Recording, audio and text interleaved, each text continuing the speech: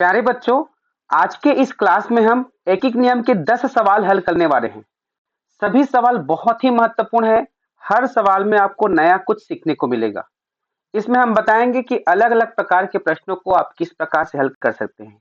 इसके साथ ही साथ आप जो है इस वीडियो में लाइव क्लास का भी अनुभव ले सकते हैं। कैसे करना है? जैसे ही प्रश्न जो है स्क्रीन पर आएंगे, आप सबसे पहले वीडियो को रोक लेना। वीडियो को रोकने के बाद आप सबसे पहले खुद हल करना। खुद हल करने के बाद आपका जो उत्तर आता है उसको इन ऑप्शन में से ढूंढना, और जो भी आपका उत्तर है, जो ऑप्शन उत्तर है, उस ऑप्शन को आपको कमेंट करना है। इससे क्या होगा, लाइव क्लास जैसे आपको फीलिंग होगा और आपका प्रैक्टिस भी बहुत अच्छे से होगा। और इस क्लास में हम ऐसे 10 महत्वपूर्ण प्रश्नों को बहुत सरलता के साथ हल करेंगे, और साथ ही साथ आपको बेसिक कॉन्सेप्ट बताते भी जाएंगे। किस किस प्रकार से प्रश्न आते हैं इसको भी देखिएगा, कैसे उसको बनाना है। तो आज के वीडियो क्लास की शुरुआत हम आज के इस पीडीएफ के आखिरी प्रश्न से करते हैं। अर्थात सबसे पहले हम 10वें प्रश्न को हल करेंगे, 10वें के बाद 9वां, 8वां, 7वां, इस प्रकार से लास्ट में हम पहले प्रश्न को हल करेंगे। तो आपके सामने आज के वीडियो का पहला प्रश्न और इस पीडीएफ का जो है 10वां प्रश्न सामने है। तो चलिए सबसे पहले आप प्रश्न को पढ़िए और प्रश्न को पढ़कर आप जो है हल कीजिए। इसके लिए कुछ देर तक वीडियो को रोक लीजिए, ठीक है। चलिए हम भी आपके साथ पढ़ते हैं। यहाँ पर देखिए, अब इस प्रश्न को हल करने वाले हैं। प्रश्न किस प्रकार से है? एक स्कूल में एक विद्यार्थी का वर्ष भर का फीस कितना होगा यदि वहां एक विद्यार्थी का स्कूल फीस रुपये 450 प्रति माह हो, जिसमें वर्ष में मई और जून का फीस नहीं देना पड़ता हो। अब इस प्रश्न को हल कैसे करें? जब भी आप इबारती प्रश्न अर्थात इस प्रकार से शब्द वाले प्रश्न को पढ़ते हैं तो हो सकता है एक बार में समझ में ना आए, तो आप जो है इसको धीरे धीरे शब्द को समझ के पढ़ें। एक स्कूल में, कहां पर? स्कूल में एक विद्यार्थी का वर्ष भर का फीस कितना होगा पूछा है, अर्थात एक साल का फीस कितना होगा। वर्ष भर मतलब एक साल, वर्ष भर का आपको फीस बताना है। वर्ष भर का फीस पूछा है, और यह भी बताया है कि यदि वहां एक विद्यार्थी का स्कूल फीस रुपये 450 प्रति माह हो, अर्थात एक महीना का जो स्कूल फीस है वो रुपये 450 है, तो वर्ष भर का कितना होगा ये पूछा है। आप जानते हैं कि एक वर्ष में 12 माह होता है और एक माह का होता है 450 रुपया। इसी आधार पे आप तुरंत यदि गुणा करके बना लेंगे तो ये प्रश्न का उत्तर गलत हो जाएगा, क्योंकि आप देख सकते हैं यहाँ पर प्रश्न खत्म नहीं हुआ है। प्रश्न में आगे भी बहुत कुछ कहा गया है। आगे कहा गया है कि जिसमें वर्ष में मई और जून का फीस नहीं देना पड़ता हो। इसका मतलब यह है कि 12 महीने में मई और जून अर्थात 2 महीने का फीस देने की जरूरत नहीं है। अर्थात 10 महीना का ही फीस उस स्कूल में देना पड़ता है, और एक महीने का स्कूल फीस जो है 450 रुपए। अब देख सकते हैं यहाँ पर क्या हुआ, एक महीना का स्कूल फीस जो है, एक महीना का जो स्कूल फीस है वो कितना है? 450 रुपया। तो अब वर्ष भर का कितना हो जाएगा? 12 महीना होगा कि 10 महीना होगा? अब 10 महीना होगा। 10 महीना का आपको पता करना है तो क्या करना पड़ेगा? एक का दिया है, ज्यादा का पूछा है, तो क्या करोगे? एक एक नियम का पहला नियम होता है, जब एक का दिया रहता है, ज्यादा का पता करना होता है, तो आपको क्या करना होता है? इसको और इसको गुना करना होता है। तो 450 गुणा 10 अर्थात ये हो जाएगा 4500 रुपया। तो यहाँ पर ऑप्शन ए इसका उत्तर होगा। बच्चों, हमने बेसिक वीडियो बनाए हैं एक एक नियम के लिए। जब आप पहले बार एक एक नियम पढ़ते हैं तो हमारा ये वाला वीडियो अवश्य देखना। इसमें बहुत ही शुरुआती तौर पे बताया, जब आप चॉकलेट या बिस्किट लेने आप दुकान जाते हो तो वहां किस प्रकार से आप जो है एक एक नियम का प्रयोग करते हो, उसमें हमने यहाँ पर बहुत ही बेसिक तरीके से बताया। इसको आप देख लीजिएगा, ठीक है। अब चलिए अगला प्रश्न हल करते हैं, जो इस पीडीएफ का 9वां प्रश्न है, ठीक है। चलिए प्रश्न को पढ़िए। बहुत बढ़िया प्रश्न है ये भी। 40 विद्यार्थियों की एक कक्षा में पिकनिक पर जाने की योजना बनी, जिसके लिए पिकनिक पर जाने वाले विद्यार्थियों ने बराबर बराबर राशि जमा की है। यदि दो विद्यार्थी पिकनिक पर नहीं गए और कुल जमा राशि रुपये इतना हो, तो बताएं कि प्रत्येक विद्यार्थी ने कितने कितने रुपये जमा किए। यहाँ पर सबसे महत्वपूर्ण बात यह है बच्चों कि आप प्रश्न को किस प्रकार से पढ़ते हो। यदि आप इसको सरसरी तौर पे पढ़ लेते हो, अर्थात एक बार में पढ़ दिए, तो हो सकता है समझ में ना आए।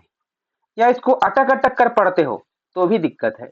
इसलिए ऐसे प्रश्नों को पढ़ते समय बिल्कुल हाव भाव से पढ़ना चाहिए। जैसे कि देखिए 40 विद्यार्थी की एक कक्षा में, अर्थात उस कक्षा में कितने विद्यार्थी हैं? 40 विद्यार्थी है। तो 40 विद्यार्थियों की एक कक्षा में पिकनिक पर जाने का योजना बना, अर्थात पिकनिक पर जाने का प्लान बना। आप लोग भी प्लान बनाते हैं अपने अपने स्कूल में, है ना भाई? वहां भी प्लान बना कि पिकनिक में जाना है, जिसके लिए पिकनिक पर जाने वाले विद्यार्थियों ने बराबर बराबर राशि जमा की है। किसने जमा की है? विद्यार्थी ने। किन विद्यार्थियों ने? पिकनिक पर जाने वाले ने। ठीक है। अब यदि 2 विद्यार्थी पिकनिक पर नहीं गए और कुल जमा राशि इतना हुआ, अब बताइए कि ये जो इतना जमा राशि हुआ है, इसको कितने बच्चों ने किया है? क्या पूरा का पूरा 40 बच्चों ने जमा किया है या उससे कम ने किया है? यही सबसे महत्वपूर्ण बात है इस प्रश्न में। आप देख सकते हैं यहां पर लिखा हुआ है, थोड़ा सा मैं इस पेंसिल को थोड़ा सा पतला मोटा कर रहा हूं। आप देख सकते हैं यहां पर लिखा हुआ है पिकनिक पर जाने वाले विद्यार्थी, अर्थात जो पिकनिक पर गया है केवल उसी बच्चों ने पैसा जमा किए हैं। उन्हीं ने बराबर बराबर मात्रा में पैसा जमा किए हैं। जो नहीं गए हैं वो नहीं किए हैं। यहाँ पर देख सकते हैं 2 बच्चे नहीं गए। इसका मतलब क्या हो गया? 40 में से 2 नहीं गए तो 38 विद्यार्थी जो है पिकनिक पर गए हैं। तो 38 विद्यार्थी जो है इतने पैसे जमा किए। अब इसको जमाना है।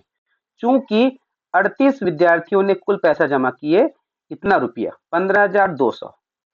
तो एक विद्यार्थी ने, यहां पर पूछा ना कि प्रत्येक विद्यार्थी ने कितना किया, तो आप देख सकते हो जब ज्यादा का दिया है, एक का पूछा है, तो ऐसी स्थिति में क्या करते हैं? जब हमें ज्यादा का मान पता रहता है, एक का पता करना पड़ता है, तो हमको क्या करते हैं? जो मान है उसमें से इस संख्या को क्या करते हैं? भाग करते हैं। तो 15,200 बटा हो जाएगा 38। अब आप इसको चाहे तो ऐसे भाग कर सकते हो, 15,200 बटा भागित 38 कर सकते हो, लेकिन सबसे बेस्ट तरीका होता है ऐसे भिन्न रूप में लिख देना, उसके बाद काटना। ठीक है। अब देखिए काटिए, 2 एकम 2, 2 नियम 18, 19 आया, 2 सत्ते 14 और 2 छक्के 12, 2 बार शून्य 76 आया। ठीक है। अब 19 एकम 19, 19 चौक 76, उसके बाद 2 बार शून्य देख सकते हैं 400 आया है।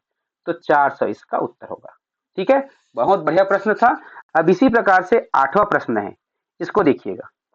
आप सबसे पहले हमारे चैनल उज्ज्वल लक्ष्य को सब्सक्राइब कर लीजिए, क्योंकि इसमें नवोदय के बहुत अच्छे वीडियो आते हैं, गणित के अच्छे वीडियो आते हैं और गणित के बेसिक कॉन्सेप्ट के भी वीडियो आते हैं। चलिए 8वां प्रश्न है, नमन अपने एक जेसीबी गाड़ी को प्रति घंटा रुपये 1,200 अर्थात 1,200 की दर से किराया में देता है। तो बताए उस गाड़ी का 6/1/2 घंटे का किराया कितना होगा? यहां पर देखिए पहला काम आप करना, जो भी प्रश्न दिए जाते हैं उस प्रश्न को पूरा का पूरा एक बार पढ़ना। पूरा का पूरा पढ़ने के बाद थोड़ा सा समझ आ जाता है कि किस प्रकार से प्रश्न है, उसके बाद आप उस प्रश्नों को फिर से पढ़ना, इससे बहुत अच्छे से समझ आ जाता है। अब यहाँ पर क्या कह रहा है? नमन, कौन? नमन नाम का एक व्यक्ति अपने एक जेसीबी गाड़ी को, जेसीबी गाड़ी जानते हो, है ना भाई?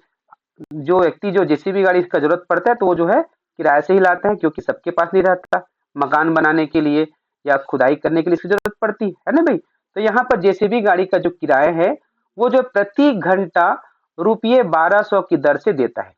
प्रति घंटा अर्थात 1 घंटा का 1,200 रुपया वो किराए में देता है। तो आपको बताना है कि 6 से ही 1/2 घंटा का कितना होगा।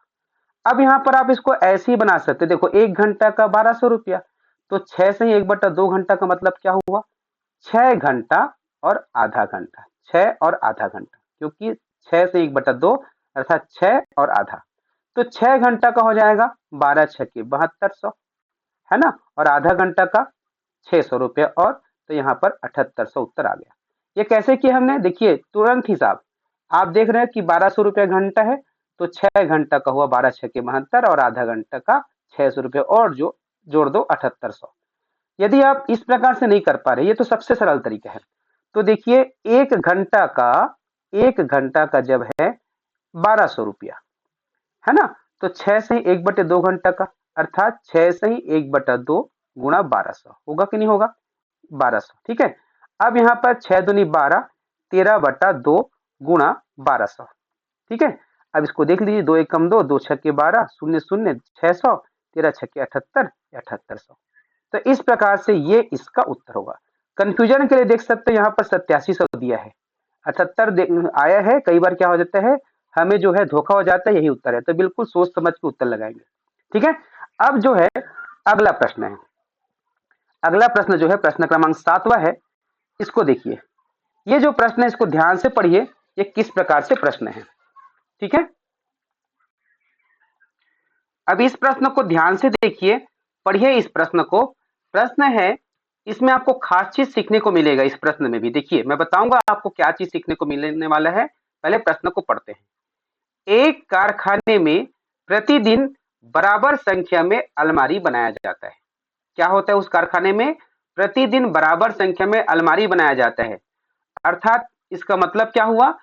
प्रतिदिन अर्थात हर दिन बराबर संख्या में, अर्थात आज जितना बना है उतना कल भी बनेगा, परसों भी बनेगा, अगले दिन भी बनेगा, अर्थात हर दिन उतने ही संख्या में अलमारी बनाया जाता है। यदि फरवरी 2022 में उस कारखाने में इतने अलमारियां बने, यहां पर इतने इसलिए बोला हूं क्योंकि जरूरत नहीं पड़ती संख्या को पढ़ने की, जब हम इसका हिसाब किताब करते हैं तब जरूरत पड़ता है। इतने अलमारियां बने तो बताए कि प्रतिदिन वहां कितने अलमारियां बनाए जाते हैं। अब इसको किस प्रकार से बनाएं? देखिए, यहां पर तो आपको जानकारी बता दिया गया है कि प्रतिदिन बराबर मात्रा में बनता है, अर्थात हर दिन बराबर बनता है। और उसमें यह भी बताया है कि फरवरी 2028 में इतने अलमारियां बने हैं। तो आपको सबसे पहले क्या करना पड़ेगा, जब इसमें बताया जा रहा है कि प्रतिदिन बराबर संख्या में बनते हैं, तो फरवरी 2022 में कितने दिन होंगे आपको पहले पता करना पड़ेगा। आप जानते हैं कि फरवरी में जो है 28 दिन होते हैं और लीप वर्ष में होता है 29 दिन। तो ये क्या लीप वर्ष है? सबसे पहले पता करना पड़ेगा। जो भी यहाँ पर सन दिए हैं, जो भी यहाँ पर वर्ष दिए हैं, वो वर्ष जो है लीप वर्ष है क्या? ऐसे देखने से लगता है कि ये जो है लीप वर्ष है, लेकिन इसको चेक कैसे करें? तो चेक करने के लिए क्या करना बच्चों, लीप वर्ष का मतलब होता है, आप देखे होंगे कि फरवरी माह में कुछ ऐसे वर्ष रहते हैं जो फरवरी माह में जो है 29 दिन होते हैं। तो चेक करने के लिए आप क्या कीजिए, जो भी सन है उसके आखिरी के 2 अक्षर को, 2 अंक को 4 से भाग दे दीजिए। यदि ये 4 से पूरी तरह भाग चले गया तो ये जो है लीप वर्ष है, यदि नहीं गया तो ये लीप वर्ष नहीं है। तो 4 का पहाड़ा आप पढ़ोगे तो 22 नहीं आता, या तो 20 आता है या तो 24 आता है। इस प्रकार से 4 से पूरी तरह भाग नहीं जा रहा है, इसका मतलब ये लीप वर्ष नहीं है, ये नॉर्मल वर्ष है। अर्थात इस साल जो है दिनों की संख्या 365 होगा, अर्थात फरवरी में 28 दिन होगा। यदि इसी के जगह 2016 होता, तो 2016 होता तो देख सकते हैं 16 4 के पहाड़ा में आता है, तो 2016 जो है लीप वर्ष है। तो आपको यहाँ पर सीखने को मिला विशेष तौर पे लीप वर्ष क्या होता है। लीप वर्ष बहुत ही महत्वपूर्ण हो जाता है जब यहाँ पर फरवरी दिया है। अगर फरवरी के अलावा कोई भी महीना दिया रहता तो उसमें आपको देखने की आवश्यकता नहीं है कि ये लीप वर्ष है कि नहीं है, ठीक है। तो हमने यहाँ पर पता किया कि 28 दिन है, तो 28 दिन में अब देख लो यहाँ पर 28 दिन में जो है 28 दिन में 28 दिन में जो है 48-72 जो है अलमारियां बने, 48-72 अलमारियां बने। कब? 28 दिन में। अब आपको पूछा है कि एक दिन में कितना बने। जब 28 दिन में इतना बना है, अर्थात ज्यादा दिन का दिया है, एक दिन का पूछा है, तो क्या करना पड़ेगा? क्या करोगे? क्या करोगे आप? इसको जो है इससे भाग करोगे तो आप लिख दीजिए 48-72 बटा 28 बटा 28। अब 4 सत्ते 28, 4 एकम 4, 4 दूनी 8, उसके बाद 4 एकम 4, उसके बाद हो जाएगा 4 अट्ठे 32, 12-18 मिला। चलिए थोड़ा सा नीला नीला लगातार हो गया तो थोड़ा सा कलर चेंज कर देता हूँ ताकि आपको और समझ में आए। अब हम क्या करेंगे, 7 से काटेंगे, 7 एकम 7, अभी हो जाएगा 12 को काटे तो 7 एकम 7, 5 बचा। अब उसके बाद 51 हुआ तो 7-7 49, 2 बज गया, 7 चौक 28। आप देख सकते हैं 174 आपको उत्तर मिला, यही इसका उत्तर है, ठीक है। अब प्रश्न क्रमांक 6वां देखेंगे, वो भी बहुत महत्वपूर्ण है। देखिए प्रश्न क्रमांक 6वां क्या है, ध्यान से देखिए, पढ़िए प्रश्न को, वीडियो को रोक लीजिए, उसके बाद जो है आप हल कीजिएगा, ठीक है। यहां पर देखिए, ये जो यहां पर लिखा है एक्चुअल में बटे में आएगा। अब प्रश्न है 2 सही 1/2 दर्जन कापियों की कीमत क्या होगी? 2 सही 1/2 दर्जन कापियों की कीमत क्या होगी, जबकि एक कापी का मूल्य जो है रुपये 9.50 हो। अब इसको कैसे हल करेंगे? यहाँ पर कितने कापी की कीमत पूछा है? यहाँ पर देख सकते हो 2 सही 1/2 दर्जन कापियां। तो सबसे पहले आपको करना क्या होगा? आपको ये पता करना होगा कि कितनी कापियां हैं जिसका हमको कीमत पता करना है। तो यहाँ पर देख सकते हो 2 सही 1/2 दर्जन बोल रहा है। अब 2 सही 1/2 दर्जन अर्थात कितनी कापियां होगा? इसके लिए क्या करो, आप देख सकते हो 2 सही 1/2 का मतलब क्या हुआ? 2 सही गो और 1 आधा, हुआ कि नहीं हुआ? तो 2 दर्जन और आधा दर्जन। 1 दर्जन में कितना होता है? 1 दर्जन में आप जानते ही हैं 12 होता है। तो 2 दर्जन में कितना हो जाएगा? इसका हो जाएगा 12 दूनी 24, और जब 1 दर्जन में 12 है तो आधा दर्जन में हो जाएगा 6। इस प्रकार 2.5 दर्जन का अर्थ हुआ 30। हम इसको मौखिक निकाल सकते हैं बहुत सरलता से, 2 से 1/2 अर्थात 30। ठीक है, 30 दर्जन में 30 होगा। ठीक है, 30 कापियां होगा, आसानी से निकाल सकते हैं। आपको समझाने के लिए इतना लिखने की आवश्यकता पड़ी है। ये तो यहीं से पता चल जाता है। 2 से 1/2 दर्जन अर्थात 2.5 दर्जन, तो 12 दूनी 24 और 6 30। अब यहाँ पर देख सकते हो 30 कापियों की कीमत पूछा है। कितनी कापी की? 30 कापियों की कीमत पूछा है। और एक कापी का कितना कीमत है? एक कापी का है 9.50 रुपया। एक कापी का 9.50 रुपये है। तो जब एक कापी का 9.50 रुपये है तो 30 कापी का कितना होगा? जब एक का दिया है, 30 का पूछा है, तो एक एक नियम का पहला नियम लगाओगे। अब इसको हल करोगे तो क्या हो जाएगा? दशमलव को हटा के गुणा करो तो 2 बार शून्य आएगा, और उसके बाद 3 पंचे 15, 15 का 5, 3 नियम 27 और 1 28। दशमलव के बाद 2 अंक है तो यहाँ पर लगा दिए दशमलव। अब देख सकते हो 285.00, चारों में ऑप्शन देखते हैं, यहाँ पर दशमलव में 00, इसी को टिक लगा देंगे। लेकिन टिक लगाने से पहले आपको ध्यान से पढ़ना है कि क्या वास्तव में यही है। आप देख सकते हो ये 258 है, ये 285 है, ये नहीं है। दशमलव के बाद शून्य है तो उसको लिखने की आवश्यकता नहीं है। इसका अर्थ होगा 285। कितना होगा? 285, और 285 यहाँ पर दिया है। तो इस प्रकार से आप देखेंगे काफी उलझन भरे प्रश्न रहते हैं। सामान्य प्रश्न को भी ऑप्शन के द्वारा उलझा दिया जाता है। अब 5वां प्रश्न, इस पीडीएफ का 5वां प्रश्न। प्रश्न को देखिए ध्यान से। एक व्यक्ति रुपये 16 प्रति नारियल की दर से कुल रुपये 1536 का नारियल बेचता है। तो बताओ उसने कुल कितने नारियल बेचा? आप इस प्रश्न को ध्यान से पढ़िए। एक व्यक्ति है जो रुपये 16 प्रति नारियल के दर से, इसका मतलब क्या हुआ? इसका मतलब हुआ कि वो जो एक नारियल है उसे 16 रुपये के दर से बेचता है। अर्थात वो व्यक्ति दुकानदार है। आप भी दुकान जाते हो सामान खरीदने के लिए, तो वहां पर देखो जब नारियल खरीदने के लिए पूछते हो तो वहां पर बोलते हैं एक नारियल का जो है 16 रुपये। अब वो जो है 16 रुपये के दर से नारियल बेचता है, तो कितने रुपए का बेचता है? टोटल जो है 1536 का नारियल बेचता है। अब इसी आधार पे बताना है कि उसने कुल कितने नारियल बेचे। अब यहाँ पर देख सकते हैं नारियल, एक नारियल जो दिया है, एक नारियल का जो कीमत है आप देख सकते हैं। एक सेकंड, थोड़ा सा ये स्क्रीन थोड़ा सा हिल रहा है। एक नारियल का जो कीमत है वो है 16 रुपया। अब यहाँ पर कितना नारियल बेचे कि उसको 1536 रुपया प्राप्त हो। अब इसको कैसे हल करें? एक का पता है, एक का पता है और ज्यादा का पता करना है, तो ऐसी स्थिति में गुणा करना बताया गया है। लेकिन हम किसका गुणा करें, किसका गुणा करें? तो ये कंफ्यूजन की स्थिति उत्पन्न होती है। तो ऐसे कंडीशन के लिए समझने के लिए हमने इस वीडियो में आपको बेसिक तरीके से समझाया है।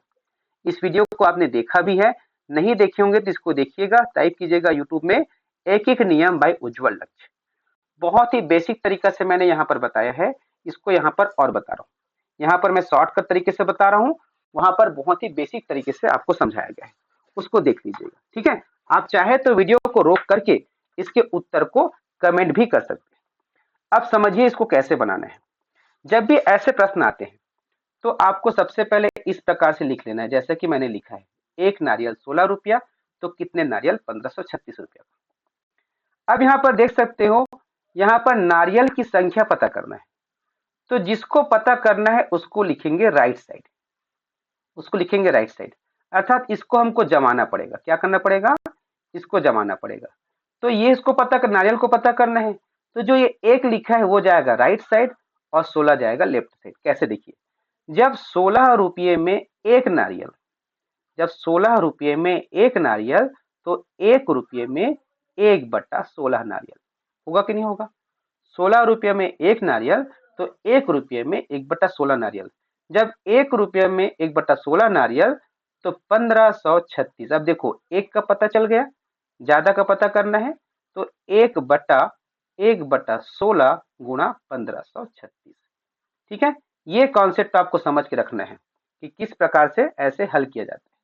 अब इसको काट दीजिए, 4 चौक 16, 4 चौक 16, उसके बाद हो जाएगा 4 से इसको काटिए, 4 तिया 12, इसमें आ जाएगा 3, 3 33 हो गया, 4 अट्ठे 32, 4 चौक 16, 4 एकम 4, उसके बाद हो जाएगा 4 नियम 36, और 2 और 4 24 होगा, तो 4 छक्का 24, यहाँ पर उत्तर आया 96। ये जमाना आपको आना चाहिए। ठीक है, अब प्रश्न क्रमांक चौथा, इसके बाद बहुत ही बढ़िया बढ़िया प्रश्न और बचे हैं। देखिए, प्रश्न को ध्यान से पढ़िए। प्रश्न है, जब 2.5 मीटर कपड़े से एक कमीज बनाए जा सकते हैं, जब 2.5 मीटर कपड़े से एक कमीज बनाया जा सकते हैं, तो ऐसे ही 24 कमीज बनाने के लिए कितने मीटर कपड़े की आवश्यकता होगी? क्या कहा जा रहा है? यहां पर कमीज बनाना है, एक कमीज, एक कमीज जब बनाया जाता है तो कपड़े की जरूरत पड़ती है कितना? 2.5। ठीक है, 2.5 मीटर। अब यहां पर कितने कमीज बनाना है? 24 कमीज। कितने कमीज? 24 कमीज बनाना है, तो कितने कपड़े की जरूरत पड़ेगी, ये पूछा है। ठीक है, कितने कमीज की जरूरत पड़ेगी, ये पूछा है। अब यहां पर आपको हल किस प्रकार से करना है? एक मिनट थोड़ा होल्ड करेंगे, फोन आया है, मैं उसको सबसे पहले डिलीट कट कर देता हूं। ठीक है, अब यहां पर देखिए, इसको हल कैसे करेंगे। एक कमीज का दिया है, 24 कमीज का पूछा है। एक कमीज का दिया है, 24 कमीज का पूछा है, तो क्या करना होगा? अर्थात एक का दिया है, ज्यादा का पूछा है, तो आपको क्या करना पड़ेगा? गुणा करना पड़ेगा। तो 24 गुणा 2.5 कर दो। क्या कर दो? 2.5 कर दो। 2.5 कहां से आया? यहां से आया। ठीक है, अब इसको गुणा कर दीजिए, तो गुणा करते समय दशमलव को भूल जाइए। तो 25 चौक 100, 25 दूनी 50, 50 और 10 60, क्योंकि 100 में 10 हासिल आया था। अब दशमलव यहाँ पे लगा दीजिए, कितना आया? 60। आप इसको मौखिक भी बना सकते हैं। मौखिक कैसे? एक कपड़ा के लिए, एक कमीज के लिए 2.5 मीटर, तो 24 के लिए 24 दूनी 48, ये 48 हो जाएगा, 2 बार 24 को करेंगे। ठीक है, उसके बाद जो है 24 को आधा करेंगे, 0.5 अर्थात आधा, तो 24 का आधा 12, तो 48 और 12 60। अब जो है प्रश्न क्रमांक तीसरा को हल करेंगे। ठीक है, प्रश्न क्रमांक तीसरा बहुत बढ़िया प्रश्न है, ये बहुत सरल प्रश्न है। एक नल से 1 घंटे में 2.5 ड्रम पानी भरा जा सकता है, तो 6 घंटे में कितने ड्रम पानी भरे जा सकेंगे? ठीक है, ये प्रश्न पूछा गया है। अब यहां पर देखिए, 1 घंटा में इतना ड्रम पानी भराता है, तो 6 घंटे में, अर्थात एक का दिया है, 6 का पूछा है। क्या करोगे? एक का दिया है, 6 का पूछा है, 1 घंटे का दिया है, और जो है 1 घंटे का दिया है और 6 घंटे का पूछा है कि नहीं? तो इसका जो दिया है 2.5 ड्रम पानी दे रहा है, तो इसका कितना हो जाएगा? 2.5 अर्थात 2 सही गो और 1 आधा, तो 6 का कितना हो जाएगा? यहीं से निकाल सकते हो, 6 दूनी ये 12 और 6 का आधा 3, अर्थात ये 15। मैंने कैसे किया इसको मैं समझाऊंगा। ठीक है, इसका मतलब देखिए, पहले समझा रहा हूं। 2.5 का मतलब होता है 2 सही गो और 1 आधा, तो 6 घंटा अर्थात 6 बार 2 होगा और 6 बार आधा आधा होगा, तो 6 दूनी 12 और आधा 6 बार जब करते हैं तो 3, तो 12 3 15, ऐसे कर सकते हैं। या फिर आप इसको ऐसे सीधा गुणा कर सकते हो, 2.5 गुणा 6। ठीक है, तो 6 पंचे 30, 6 दूनी 12 और 1, 12 3 15, यहाँ दशमलव लगा दिए। तो इस प्रकार से आपको ऑप्शन ए मिला। अब जो है लास्ट के 2 प्रश्न बचे हैं। इस वीडियो का और इस पीडीएफ का शुरुआत के 2 प्रश्न हैं। 5 लीटर दवाई को 40 मिलीलीटर वाले छोटी शीशियों में भरने के लिए कुल कितनी छोटी शीशियों की जरूरत होगी? अब बताइए इसको कैसे हल करेंगे? यहाँ पर देखिए, थोड़ा सा प्रश्न को समझिए। प्रश्न क्या कह रहा है? कितनी दवाई है? 5 लीटर दवाई है। कितनी दवाई है? 5 लीटर दवाई है। इसको क्या करना है? 5 लीटर दवाई को छोटी छोटी शीशियों में भरना है और एक शीशी में, यहाँ पर धारिता एक शब्द था, मैंने टाइपिंग किया था तो भूल गया शायद, यहाँ पर धारिता एक शब्द आएगा। ठीक है, 5 लीटर दवाई को 40 मिलीलीटर धारिता वाले छोटी शीशियों में भरना है। तो मान लीजिए ये जो है बड़े बर्तन में या बड़े डिब्बे में दवाई है, इसका जो मात्रा है वो 5 लीटर है। ठीक है, 5 लीटर है और इसे छोटे छोटे शीशियों में भरना है। ये छोटी छोटी शीशियां है, इसमें जब दवाई भरोगे तो 40 मिलीलीटर आएगा। कितना आएगा? 40 मिलीलीटर। अब बताओ कि इसको कैसे हल करेंगे? तो देखो, ये भी जब मिलीलीटर में है तो इसको भी मिलीलीटर में बदल दो, तो ये हो जाएगा 5000 मिलीलीटर, क्योंकि 1 लीटर में होता है 1000 मिलीलीटर, तो 5 लीटर में 5000 मिलीलीटर।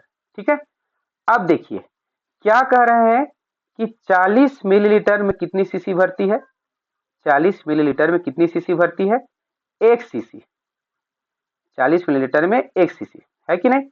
तो ये बताओ 5000 के लिए, 5000 मिलीलीटर, ठीक है, ml, 5000 के लिए कितनी सीसी जरूरत पड़ेगी? अब यहाँ पर देख सकते हो, जब 40 के लिए 1 सीसी तो 1 मिलीलीटर के लिए, 40 के लिए 1 सीसी तो 1 मिलीलीटर के लिए 1/40 सीसी लगेगा, है कि नहीं?